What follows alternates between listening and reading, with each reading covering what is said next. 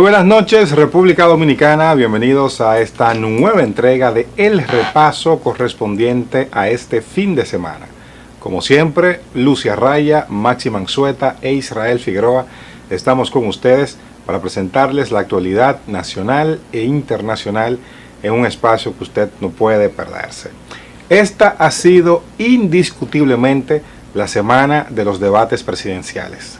Por fin, la democracia dominicana, los votantes dominicanos, tuvimos la oportunidad de ver a un presidente y candidato a la repostulación enfrentarse en un debate presidencial junto a dos aspirantes de partidos mayoritarios. En 2016, y es importante mencionarlo, en 2016 tuvimos también un debate presidencial organizado por Ángel, en el que participó Luis Abinader, Elías Huesin Chávez, Soraya, que fue la que se hizo viral con sus planteamientos muy creativos, Minú Tavares, Atuey, Pelegrín, participaron creo que 6 candidatos, si mi memoria no me falla. El caso es que en esas elecciones los candidatos punteros eran el entonces presidente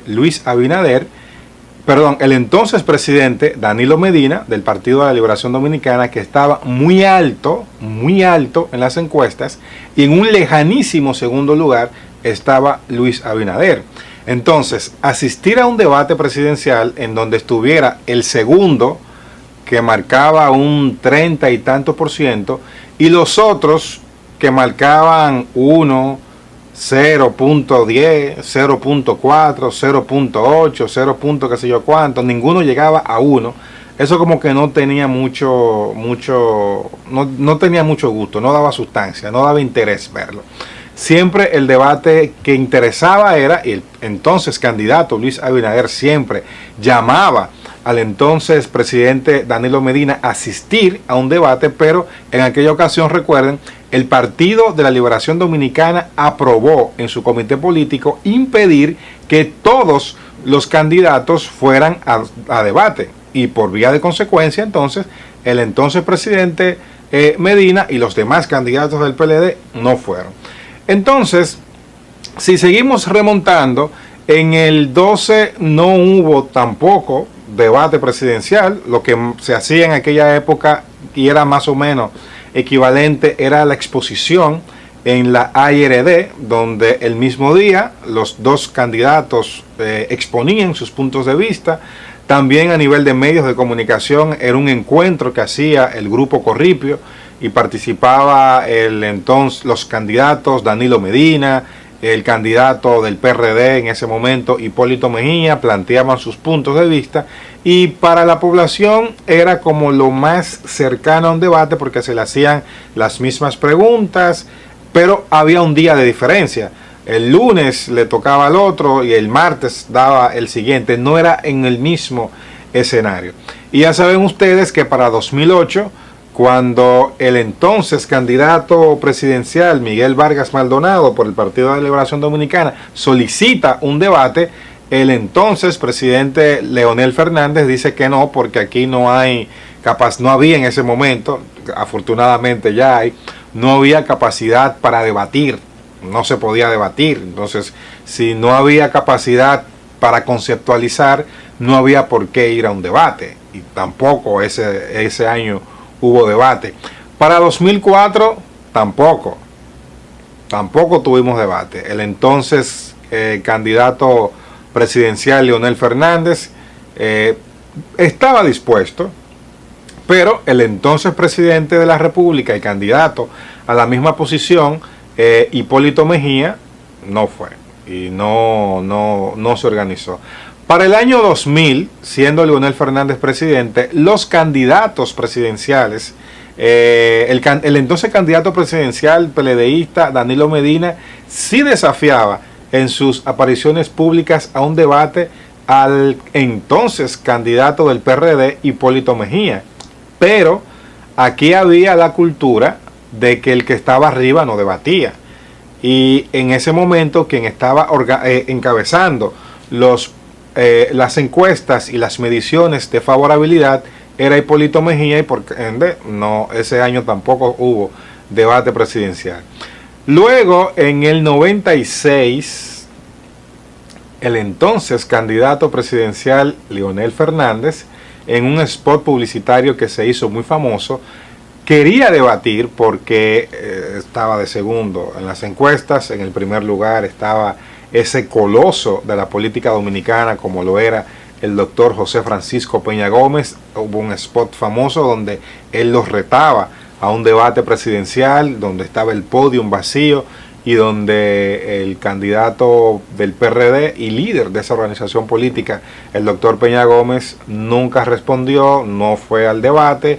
Él dijo ya posteriormente, Leonel Fernández, que él tiene el convencimiento de que si hubiese ido Peña Gómez a un debate, Peña Gómez lo hubiese aniquilado, le hubiese atropellado, lo hubiese arrollado, por la capacidad, por la trayectoria, por la personalidad, bueno, un sinnúmero de cosas que había. El caso es que los dominicanos no habíamos tenido en una campaña presidencial la oportunidad de ver un debate.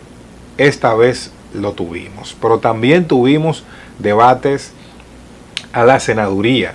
Se debatió la senaduría de Santiago, se debatió la senaduría del Distrito Nacional, debatieron las candidaturas a la vicepresidencia.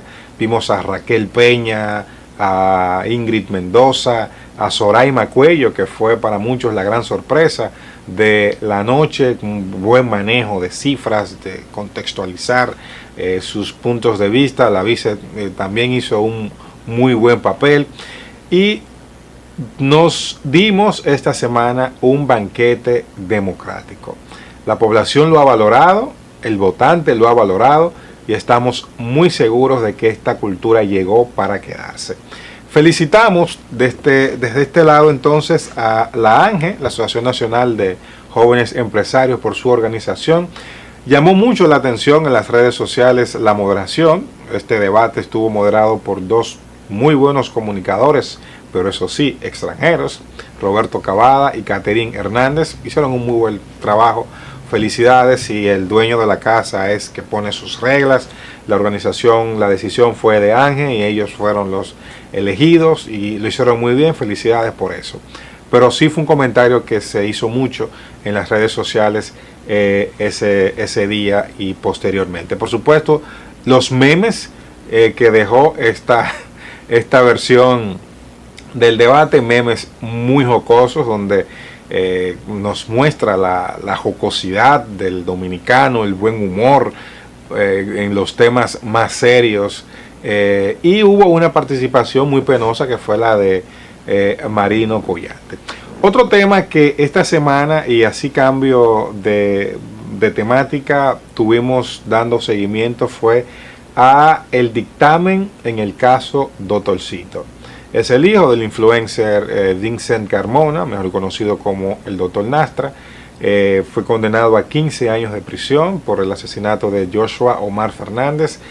Chiquito y Luis fueron condenados a 20 y 30 años. Qué pena que estos jóvenes con un futuro por delante, con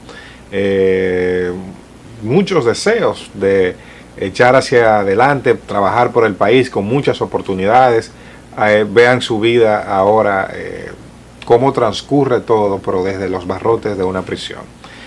Ojalá que esto sea un mensaje primero para ellos, para que enrumben, cambien de mentalidad, para su familia, nuestra solidaridad, pero también para muchos jóvenes que están en esos caminos, en esas vías, ver cómo termina cómo se corta o cómo gira una vida que puede dar más para la sociedad y una vida que puede tener mejores resultados.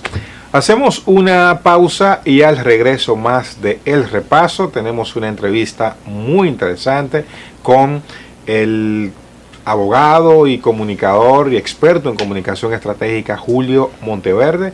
Así que por favor, después de la pausa, no se retire.